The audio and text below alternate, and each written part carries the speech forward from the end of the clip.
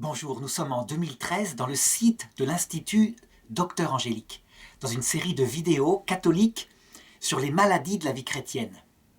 Et j'en suis rendu à une série de maladies qui touchent la vertu théologale de charité. Et je voudrais aborder un vice particulier, ou parfois une erreur, qui touche à la définition même de la charité et qui a des conséquences sur la façon de la vivre. À savoir, le refus de la charité comme amitié, amour d'amitié, impliquant une réciprocité entre Dieu et l'âme. Qui dit amour d'amitié dit égalité de droit entre deux amis. Et donc évidemment, c'est quelque chose de très osé. Eh bien, il y a des chrétiens, il y a des spiritualités, quelquefois qui sont pratiques, vécues pratiquement chez certaines personnes, et quelquefois qui sont théorisées, qui nient ce caractère possible d'un amour d'amitié.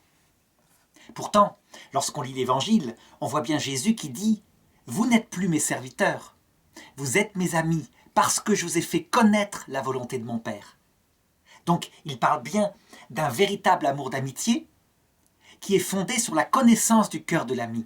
On pourrait dire que c'est la caractéristique unique, comme je vais le montrer, du message du Christ, par rapport à toutes les autres religions, y compris le judaïsme dans son sommet.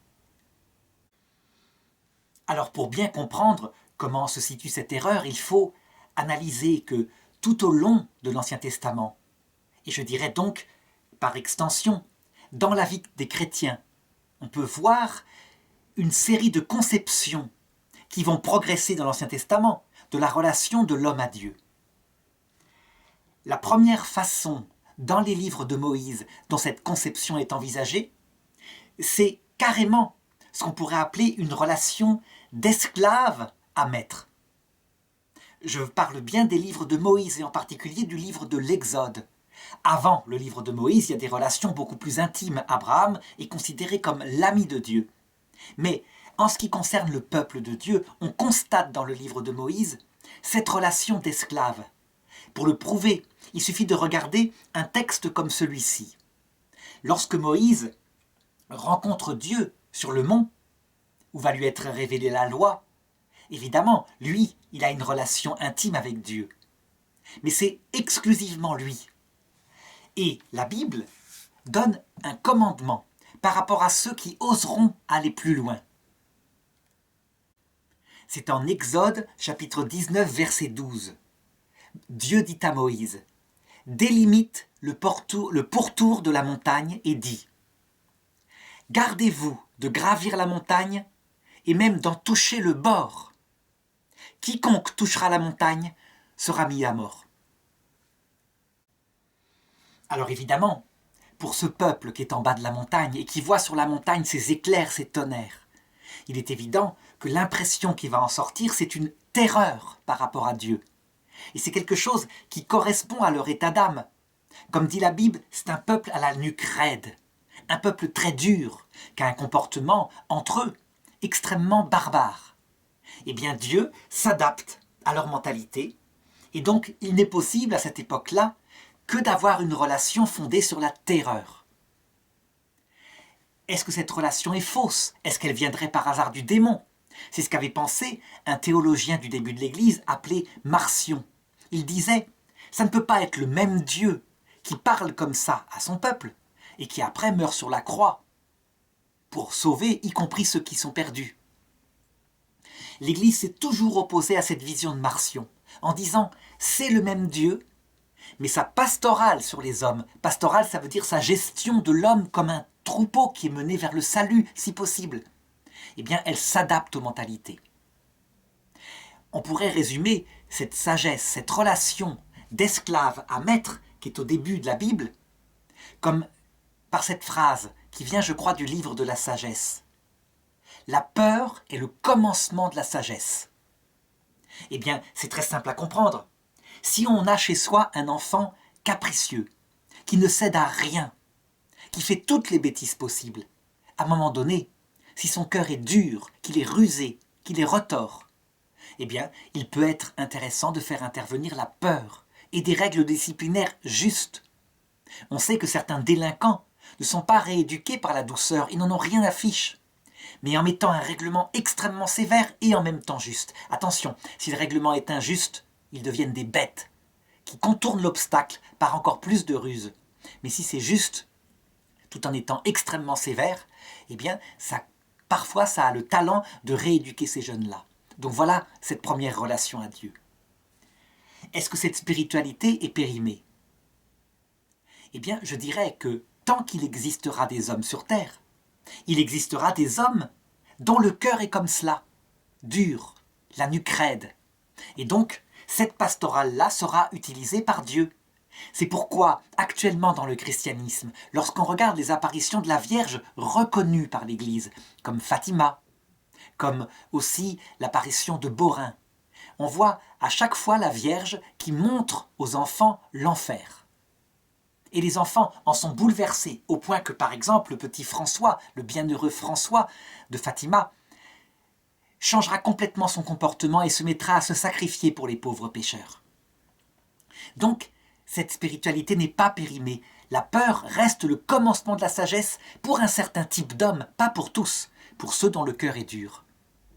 Il y a actuellement, par exemple, sur Internet, un prêtre qui fait un apostolat et il termine toutes ses vidéos en disant « Si les hommes savaient qu'ils se damnent, ils se convertiraient. » Alors certains prennent sa spiritualité comme étant non chrétienne. En fait, elle est de fait non chrétienne, mais elle est tout à fait adaptée pour certaines personnes qui sont charnelles et qui vivent comme cela. Le seul problème, ce qu'on pourrait reprocher, c'est que, au nom de cette spiritualité adaptée à un type particulier de public, eh bien, il arrive que ce prêtre ou d'autres personnes nient les autres spiritualités que je vais décrire. Parce que finalement, dans cette vidéo, je vais décrire toute une série de spiritualités jusqu'au sommet. Et l'erreur, à chaque fois, ce n'est pas cette spiritualité. C'est le fait qu'une autre spiritualité nie la validité de cette spiritualité-là. En réalité, les hommes sont divers. Dans leur cheminement vers le ciel, ils sont à diverses étapes. Et donc, elles peuvent être adaptées selon les personnes. Lorsqu'un homme, quel qu'il soit, dit que sa spiritualité, par exemple celle de la terreur, est la seule qui conduit les hommes à Dieu, il fait une erreur, il tombe dans une erreur. Mais je dirais que si un homme dit que la spiritualité suprême, celle que je vais traiter en dernier, celle de la relation d'époux à épouse entre Dieu et l'âme, est la seule qui existe, eh bien lui aussi il fait une erreur. Il oublie que tout le monde n'est pas capable de cette relation-là. Et que les hommes charnels, à l'époque de Moïse, on leur aurait proposé cette relation intime, ils se seraient moqués de Dieu. Ils auraient abusé de cette tendresse. Ils n'étaient pas prêts.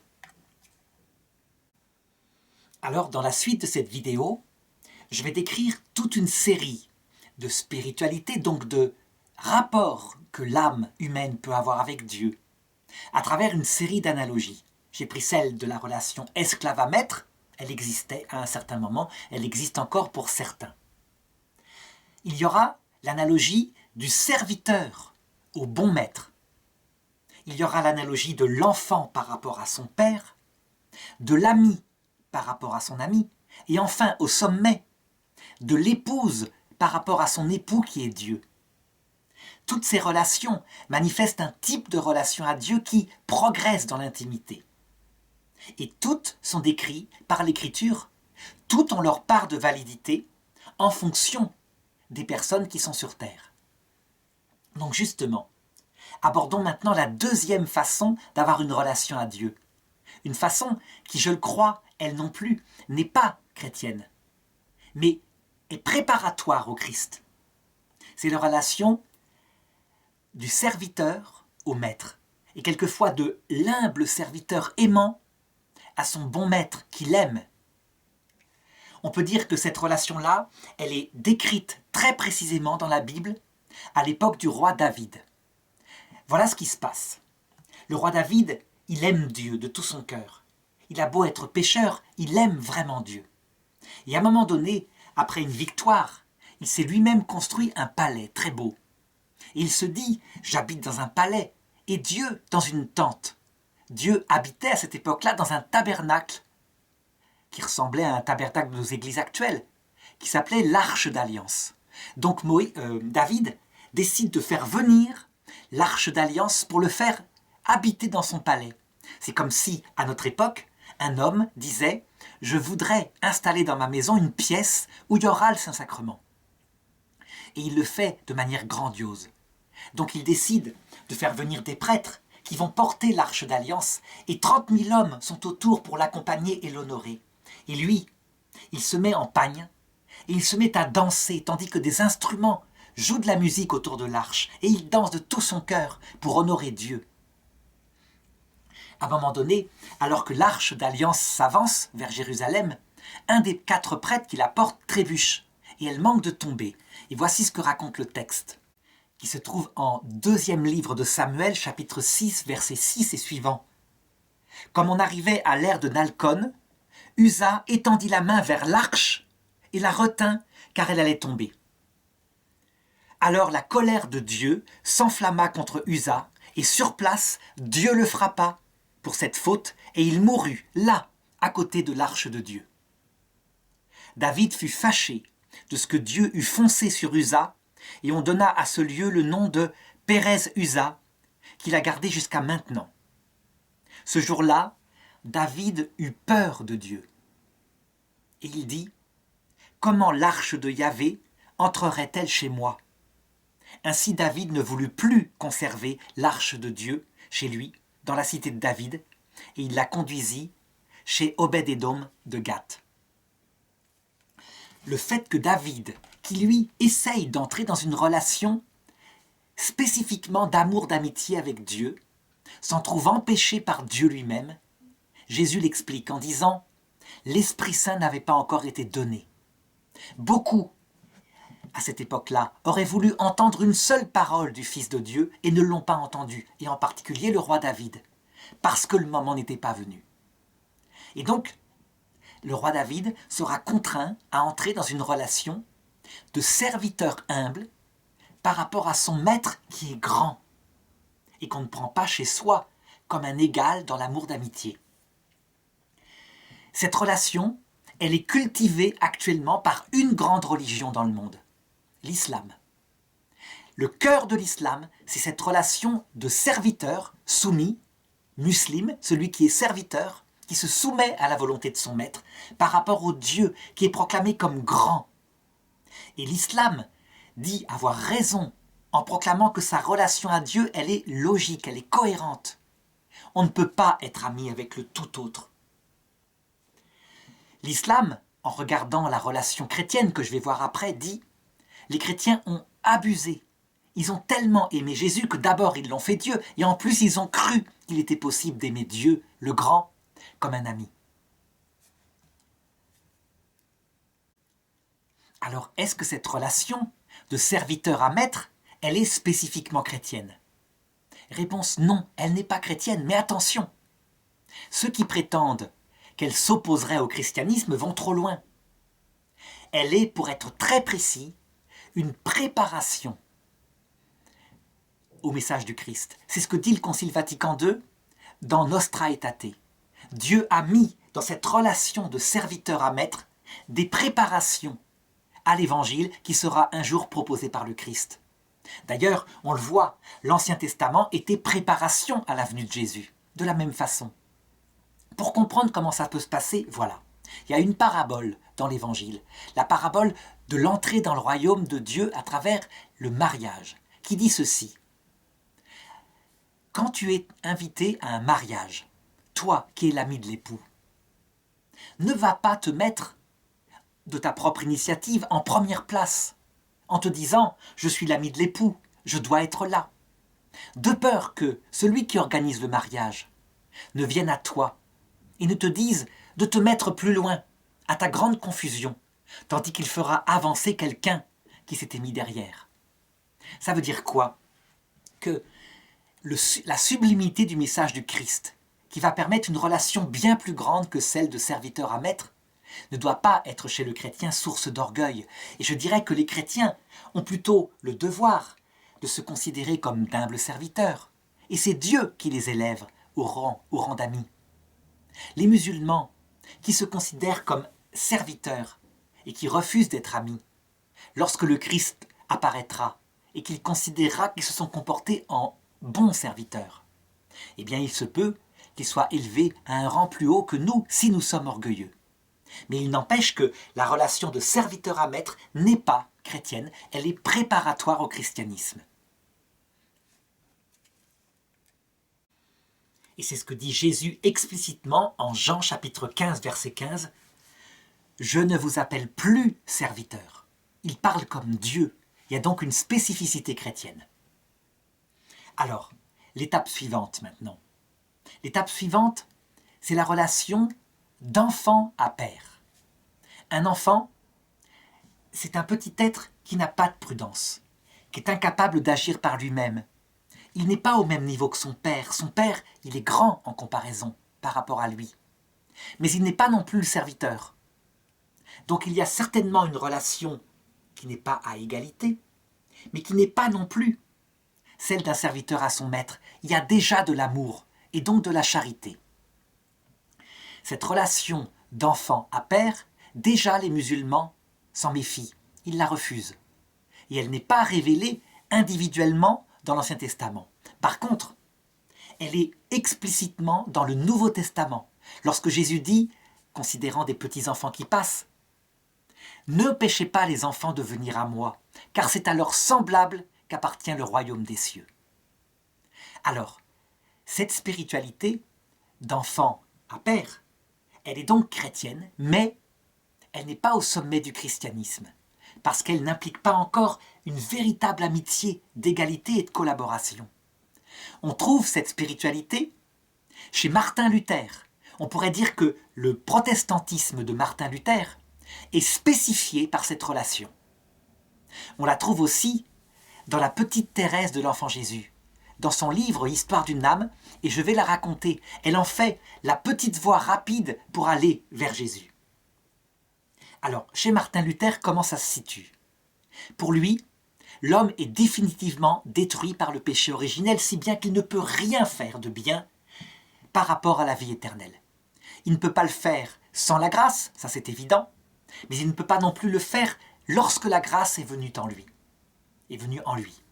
Résultat, pour Martin Luther, le salut consiste dans une attitude de confiance totale à Dieu, et par le fait que quelqu'un a confiance en Dieu, Luther proclame qu'il est sauvé. Pour le dire, il s'appuie sur des textes qui disent explicitement « ta foi t'a sauvé, ta confiance t'a sauvé ». Donc résultat, toutes les œuvres qu'on peut faire en plus, elles sont bien, mais elles n'ont aucun mérite devant Dieu. Elles ne sont pas bonnes en soi. Ce qui fait le salut, c'est cette confiance passive, la confiance d'un petit enfant qui se fait prendre dans les bras de son père et son père l'emmène vers le salut. On peut dire que Luther, s'il a acquis cette spiritualité-là, c'est parce que lui constatait qu'il n'arrivait rien à faire pour aimer Dieu. Et il a été totalement libéré par cette voie de l'enfance, qu'on retrouve chez Sainte Thérèse de l'Enfant Jésus.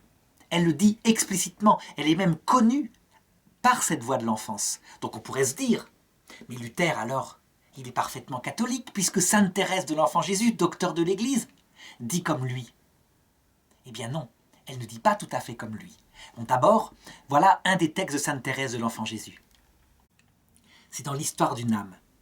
Je veux chercher le moyen d'aller au ciel par une petite voie bien droite, bien courte, une petite voie toute nouvelle. Nous sommes dans un siècle d'invention. Maintenant, ce n'est plus la peine de gravir les marches de l'escalier. Chez les riches, un ascenseur le remplace avantageusement. Moi, je voudrais aussi trouver un ascenseur pour m'élever jusqu'à Jésus. Car je suis trop petite pour monter le rude escalier de la perfection. Elle est une enfant, effectivement. Alors j'ai recherché dans les livres saints l'indication de l'ascenseur objet de mon désir, et j'ai lu ces mots sortis de la bouche de la sagesse éternelle. Si quelqu'un est tout petit, qu'il vienne à moi. Alors je suis venu, devinant que j'avais trouvé ce que je cherchais, et voulant savoir, ô mon Dieu, ce que vous feriez au tout petit qui répondrait à votre appel. J'ai continué mes recherches, et voici ce que j'ai trouvé. Comme une mère caresse son enfant, ainsi je vous consolerai. Je vous porterai sur mon sein. Je vous balancerai sur mes genoux. Ah, jamais paroles plus tendres, plus mélodieuses ne sont venues réjouir mon âme. L'ascenseur qui doit m'élever jusqu'au ciel, ce sont vos bras, ô Jésus. Et bien dans ce passage de Sainte Thérèse de l'Enfant Jésus, on a, comme je le disais, la spiritualité de Martin Luther. Et pourtant, ils sont absolument différents. L'une est catholique, docteur de l'Église, l'autre est protestant, schismatique, et pendant longtemps soumis à une excommunication. La différence, c'est que Martin Luther dit que cette relation d'enfance est la seule valide, la seule possible aux chrétiens, et que donc les autres relations, celles d'amis, celles d'épouses, d'amis collaborateurs avec Dieu, sont des erreurs de théologie. Sainte Thérèse de l'Enfant Jésus, elle dit que cette relation d'enfance est une petite voie qui va la mener aux âges suivants, que je vais décrire tout à l'heure, l'âge de l'épouse, elle en parle explicitement. Donc pour elle, c'est un passage de la vie, comme j'avais parlé tout à l'heure de la relation de serviteur à maître, et même, pour celui qui est très charnel, d'esclave à maître par rapport à Dieu. Ça paraît être une toute petite nuance, mais en fait c'est fondamental.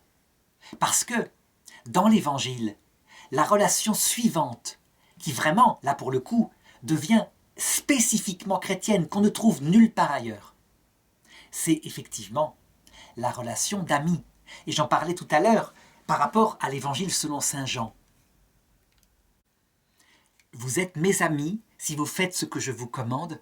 Je ne vous appelle plus serviteur, car le serviteur ne sait pas ce que fait son maître. Mais je vous appelle mes amis, parce que tout ce que j'ai entendu de mon Père, je vous l'ai fait connaître. Dans la relation d'amitié, dit saint Thomas d'Aquin dans sa somme de théologique, il y a ce fondement. On connaît le cœur de son ami. Et c'est effectivement un des aspects que Jésus donne aux chrétiens. On connaît la Trinité, et donc que Dieu, dans sa vie intime, est jaillissement de lumière et d'amour. Dans des relations interpersonnelles, d'absolu abaissement, de petitesse totale. Le cœur de Dieu n'est donc pas ignoré. Et non seulement ça, mais, dit saint Thomas d'Aquin, pour qu'il y ait amitié, il faut qu'il y ait égalité de droit, de nature, non, pas forcément, mais au moins de droit. Par exemple, il n'est pas possible que quelqu'un qui est serviteur soit ami avec son maître. La relation n'étant pas à égalité, il peut y avoir un véritable amour entre les deux, mais tant que c'est une relation de maître à serviteur, ce n'est pas de l'amitié. Le maître pourra se leurrer, mais s'il veut vraiment être ami avec son serviteur, il doit le libérer. Il doit en faire quelqu'un qui n'est plus payé. À ce moment-là, il y a relation d'égalité. Autre chose essentielle, c'est une vie commune, une certaine vie commune. Pas forcément une vie commune totale. Il y a des amitiés viriles où on se voit une fois par an et l'amitié est totalement présente. On repart à chaque fois à l'état où on était rendu l'année précédente. Eh bien, c'est ce que permet Jésus par le don de la grâce. Et il décrit ça à Nicodème en disant « C'est une renaissance d'en haut. Il y a la présence de Dieu dans le cœur. Je vous enverrai l'Esprit Saint. » Tout ça, c'est réalisé par l'Esprit Saint. Toutes ces conditions qui font un amour d'amitié vrai sont réalisées. J'ajoute une dernière condition qui est plutôt un effet. Un ami n'est pas un pur exécutant. Non seulement il connaît la volonté de son ami, mais il prend des initiatives pour lui, en prenant conseil de lui, et parfois, s'il ne le peut pas, indépendamment de lui. Il y a une confiance totale entre les deux. Donc, ce n'est pas du tout, comme le dit Luther, un enfant passif et incapable d'œuvre. Fondé sur l'amitié, un ami agit. Il se décide, il exerce sa propre prudence. Un enfant qui n'a pas de prudence est obligé de demander des signes toujours. Il ne peut pas prendre d'initiative. Donc on voit qu'il y a quelque chose d'absolument spécifique. Quelque chose qui n'est pas réductible non plus à ce que disait sainte Thérèse avant sur la relation d'enfance. Par exemple, au début de la vie chrétienne, souvent les chrétiens qui ont découvert Dieu, pour se diriger dans leur vie, demandent des signes. Ils veulent que Dieu lui indique sa volonté. Donc, un rêve, ils tirent une phrase dans la Bible et ils l'interprètent. Cette chose-là est tout à fait valable à l'âge de l'enfance. Et Dieu répond. J'ai des exemples extraordinaires de réponses qui se sont faites comme cela. Par exemple, un ami qui avait l'idée d'adopter un enfant trisomique pour Dieu et pour cet enfant, voulut tout de même avoir un signe dans l'écriture et il tomba sur une phrase explicite, exactement celle-ci, faites venir à moi les petits-enfants, etc., etc. Le hasard était trop gros et donc il adopta cet enfant. Mais à côté de ça, une autre personne que je connaissais, qui travaillait comme professeur, reçut un signe comme quoi elle devait tout quitter, alors qu'elle avait des dettes importantes, pour aller faire une mission en Amérique du Sud. Et moi je lui dis, est-ce que c'est bien prudent? Il faut d'abord régler les dettes. Il faudrait se servir de la prudence. Mais elle avait eu un signe. Résultat, elle partit en Amérique du Sud où ce fut un échec total. On ne l'a pas accueillie. Elle ne put même pas prêcher parce qu'elle n'était pas attendue pour cela. Donc elle revint en Europe tout à fait déçue. Et bien cette expérience-là lui a appris que sans doute le Seigneur voulait la faire passer de l'âge de l'enfance, qui fonctionne avec des signes, qui n'a pas de prudence personnelle, à l'âge de l'ami, que décrit très bien saint Ignace de Loyola. Saint Ignace de Loyola, quand il décrit la spiritualité chrétienne, dit ceci. Tu pries, quand tu prends une décision, parce que Dieu fait tout, peut tout, conseillera tout. Mais tu agis comme si Dieu n'était pas là, parce que Dieu se cache et ne vient pas forcément te dire ce qu'il veut de toi. Alors évidemment, lorsqu'un chrétien ose entrer dans cette relation d'amour, d'amitié avec Dieu, on peut dire qu'il est un adulte dans la foi. Saint Paul distinguait d'ailleurs les adultes et les enfants dans la foi. L'adulte, c'est quelqu'un qui a sa propre prudence chrétienne, qui peut juger, prendre des initiatives, juger de cas particuliers. Un enfant, il reçoit toujours tout d'en haut, il n'a pas d'autonomie. Donc le but n'est pas de rester enfant, mais de devenir vraiment collaborateur de Dieu. Seulement, comme toujours, quand quelqu'un atteint cet âge de l'amitié, eh bien il arrive qu'il dise qu'il est au sommet de tout, et qu'à la rigueur, toutes les autres formes de spiritualité, l'esclave, le serviteur, l'enfant, sont des erreurs. Eh bien il se trompe, encore une fois. Il fait de sa spiritualité qu'il a découverte et qui est grandiose, celle qui doit correspondre à tout le monde, comme s'il n'y avait pas de progrès. Il se trompe. D'autant plus qu'en fait, il existe une relation supérieure à celle de l'ami dans l'Écriture, parfaitement décrite. C'est la relation qui, je crois, est au sommet. Il n'y a pas plus grand, à mon avis. C'est la relation d'épouse à époux. Jésus étant l'époux, l'épouse étant non seulement l'Église, mais notre âme. Pourquoi cette relation-là est plus forte que celle de l'amitié? C'est parce qu'elle prend tout l'être, toute la ferveur, toute la passion. Pour décrire cela, d'ailleurs, saint Paul, pour décrire le sommet de la vie chrétienne, il a une analogie. Il le dit dans Éphésiens chapitre 5, verset 32, à propos du mariage. Ce sacrement est un grand mystère. Je veux dire qu'il s'applique au Christ et à l'Église. Autrement dit, puisque nous sommes l'Église privée, intérieure, où Christ est à notre âme. Quelle est la différence entre la relation d'ami et la relation d'épouse? Eh bien, je dirais d'abord que dans la relation d'épouse, il suffit de regarder chaque civilisation dans la relation de l'époux avec l'épouse pour se rendre compte de là où elle en est rendue dans sa relation avec Dieu. Parce que très souvent, comme le montre saint Paul, c'est ça qui est le significatif, le révélateur du niveau de spiritualité d'une civilisation. Par exemple, chez les islamistes guerriers, wahhabites, où la relation à Dieu est considérée comme l'esclave par rapport au maître terrible. La femme est parfois soumise, très souvent soumise en esclavage. Elle n'a rien à dire à l'extérieur. Si elle désobéit, elle peut être battue. Et il s'en passe des choses comme cela. On m'avait raconté l'histoire au Pakistan d'une femme veuve qui avait désobéi à celui qui maintenant devait la commander, son fils aîné, en allant au marché vendre des choses. Et parce qu'elle avait désobéi dans son rôle, tel qu'il était considéré, lorsqu'elle était revenue du marché, son fils l'avait abattue au fusil, tout simplement. Là, évidemment, on pousse les choses très loin dans la barbarie, mais ça existe. Chez les musulmans, où il peut y avoir jusqu'à 4 femmes, il est demandé par Mohammed une justice absolue entre les femmes, même degré d'amour, même degré de don de biens matériels, même temps passé avec chacune.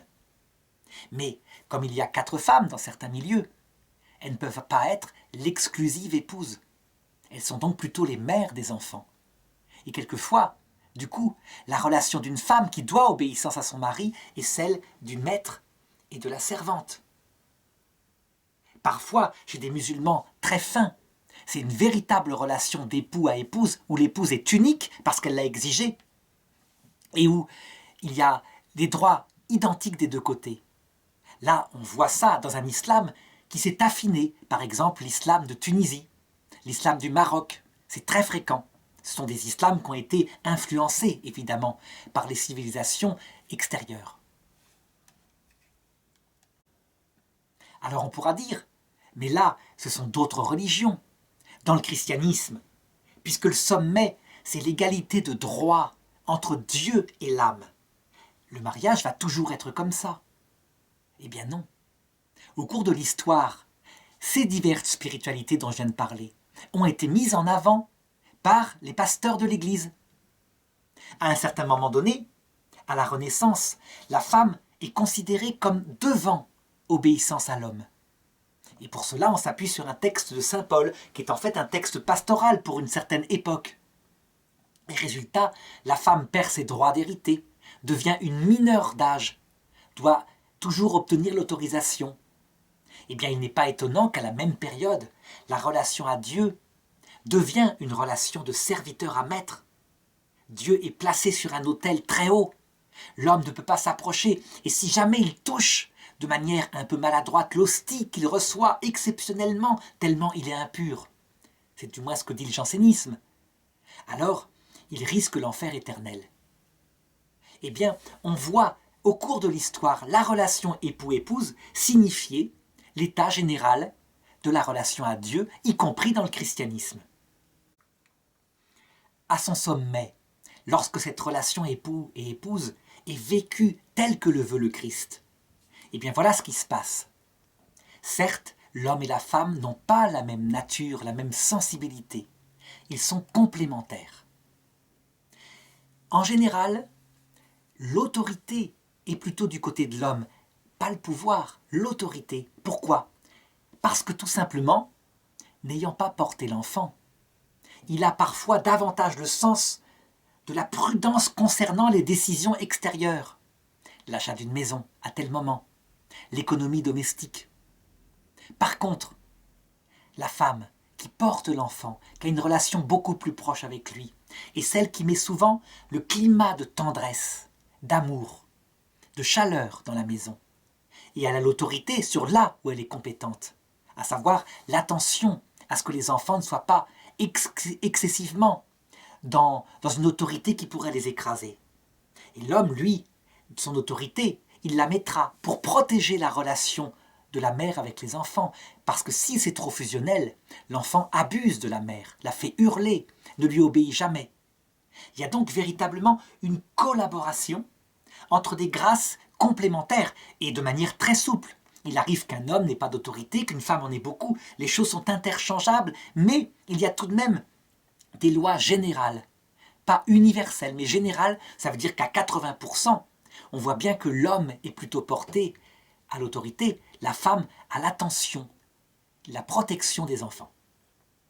Eh bien, je dirais que dans cette relation d'égalité de droit, à savoir que les décisions sont prises à deux, en collaboration, eh bien, on a une image du sommet de la vie chrétienne.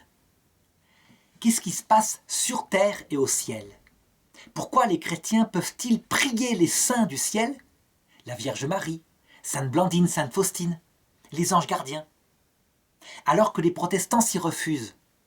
Eh bien tout simplement parce que les catholiques, leur spiritualité leur apprend que au ciel, les saints sont épouses mystiques de Dieu.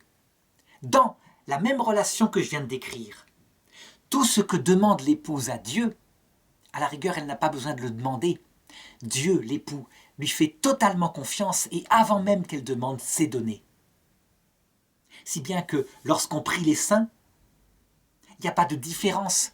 On prie la famille du ciel et Dieu est d'accord avec cela. Dans son unique rédemption, le Christ crée des rédempteurs qui sont son épouse, l'Église, et donc chacune des âmes de ceux qui sont au ciel. Chez les protestants, si on ne prie pas les saints, c'est parce que la relation perpétuelle au ciel est celle d'un enfant qui ne peut pas agir prudemment, qui est détruit par le péché originel, avec un adulte, Dieu, qui prend seul l'initiative et qui est le seul rédempteur.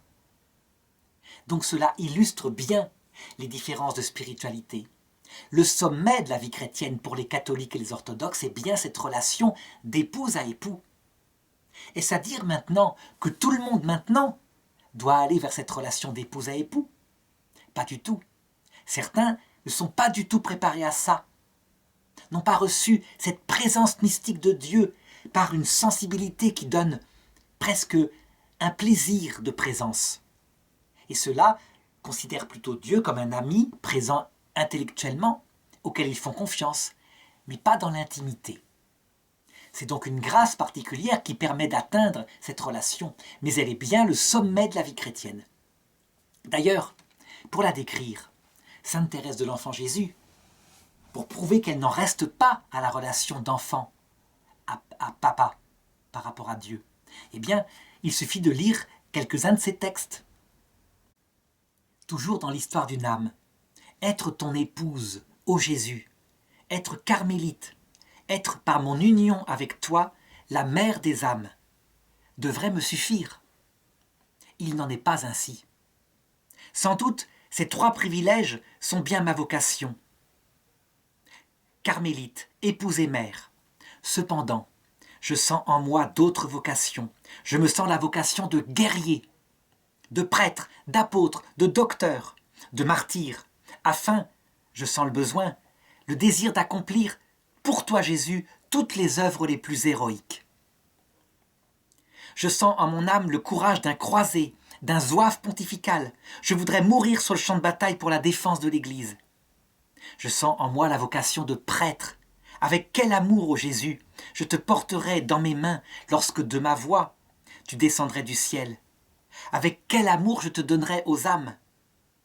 Mais hélas, tout en désirant être prêtre, j'admire et j'envie l'humilité de saint François d'Assise, et je me sens la vocation de l'imiter en refusant la sublime dignité du sacerdoce.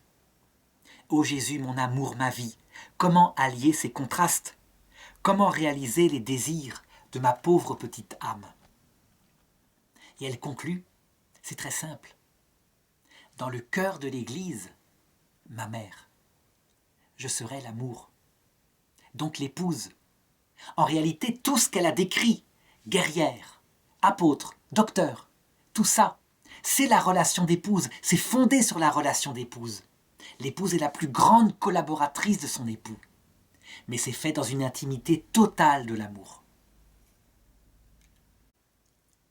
La Bible n'est pas du tout étrangère à cela, dès l'Ancien Testament.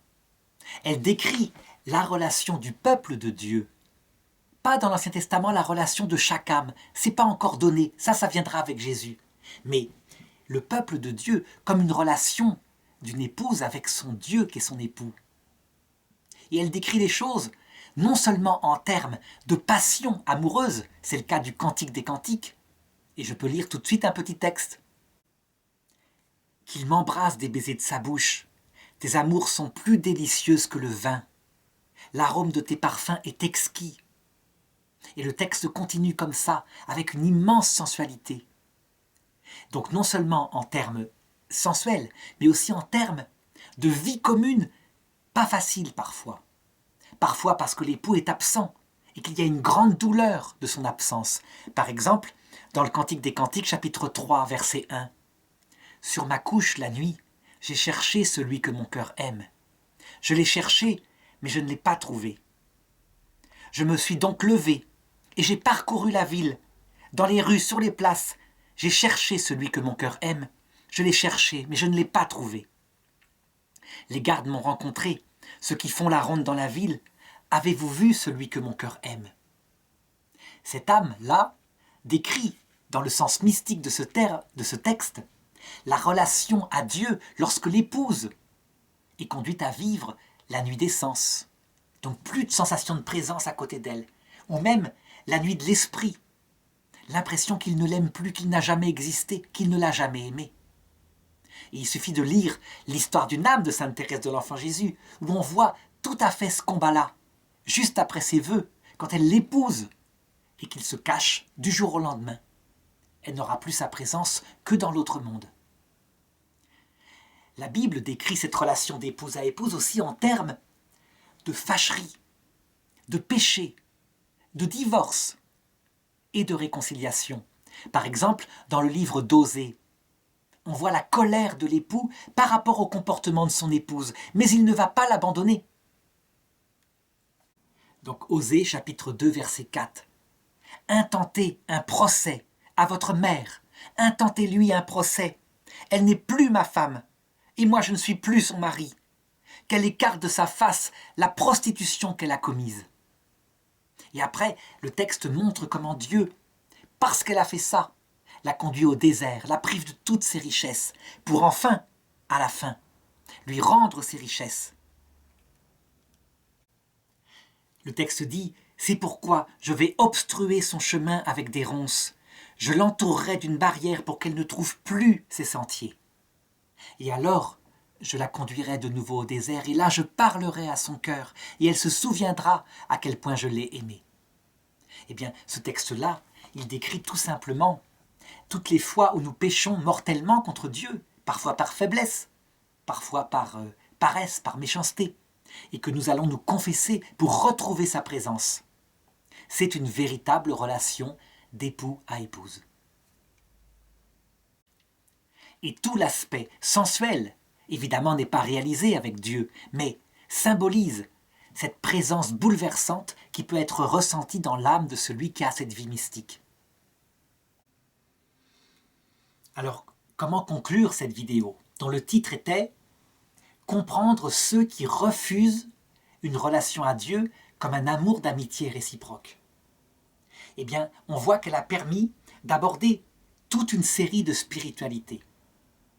Que véritablement, ce qui spécifie la relation chrétienne, c'est un amour d'amitié réciproque qu'on appelle la charité, vertu théologale, fondée sur la volonté de Dieu. Mais on comprend aussi que l'attitude juste par rapport à ces façons de se comporter avec Dieu consiste à respecter le cheminement de chaque âme, à comprendre que le terme n'est pas forcément ce qui est donné au début, et donc à ce que chaque père spirituel, quelle que soit sa propre spiritualité à lui, là où il en est rendu, n'éteigne pas l'esprit chez ceux qui n'en sont pas rendus là. C'est d'ailleurs toute la difficulté d'un enseignement chrétien. Lorsqu'on parle de cette vie mystique avec Dieu à quelqu'un qui ne veut que une relation d'ami à ami, il dira « tous ces phénomènes mystiques, ces grands états d'âme, je m'en méfie ». Et il aura tendance à condamner.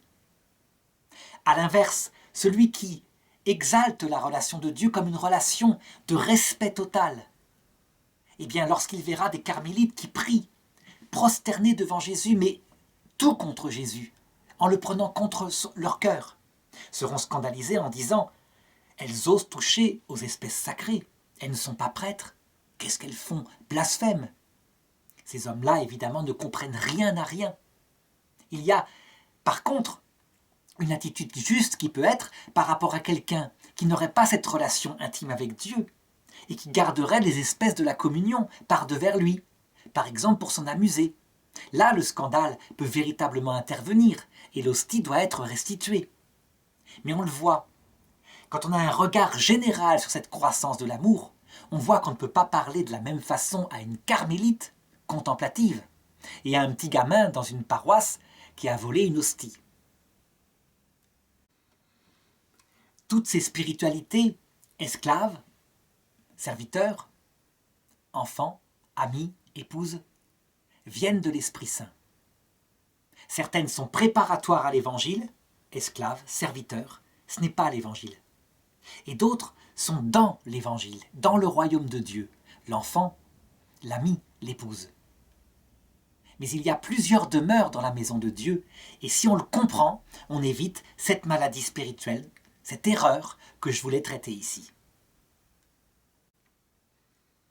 Est-ce que tout le monde doit tendre à cette relation d'épouse à époux? Non, je le redis, tout dépend de ce qui nous convient dans notre forme de spiritualité. Une grande souplesse doit être admise dans ce domaine-là. Par contre, tout le monde est appelé à une relation d'amour, d'amitié, de fréquentation par l'amour envers Dieu. Parfois en passant par l'enfance, parfois par l'amitié, parfois par la relation d'épouse.